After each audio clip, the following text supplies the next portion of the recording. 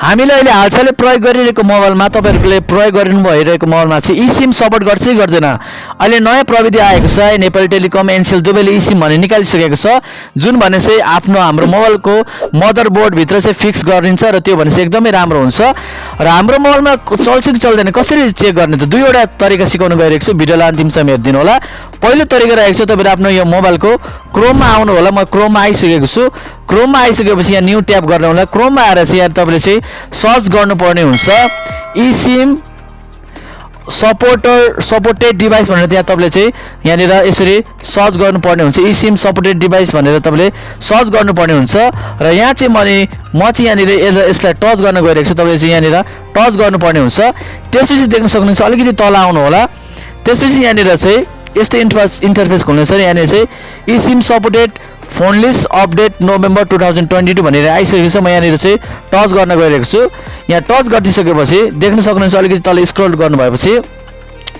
iPhone एप्पलको सिरिजमा कुनमा चाहिँ eSIM चल्छ सबै आइसकेको छ iPhone XR iPhone XS iPhone XS Max आइफोनको यो सिरिज भयो र आइप्याडको कुन सिरिजमा eSIM चल्छ त यहाँ पनि आइसकेको छ आइप्याड प्रो 11 मोडल A2068 यहाँ आइसकेको छ अलिकति तल गर्नुभयो भने तपाईहरुले बोकिराख्नु भएको स्यामसङ कुन मोडलमा चाहिँ चल्छ eSIM Samsung galaxy S20 21 ultra अनि यहाँनिर Z Fold 3 सबै आइसकेको छ यसरी चेक गर्न सक्नुहुन्छ अनि तल आइसकेपछि गुगल पिक्सल कुनमा चल्छ हवाईमा ओप्पोमा कुन मोडलमा चल्छ अनि यसरी तपाईले चाहिँ गर्न सक्नुहुन्छ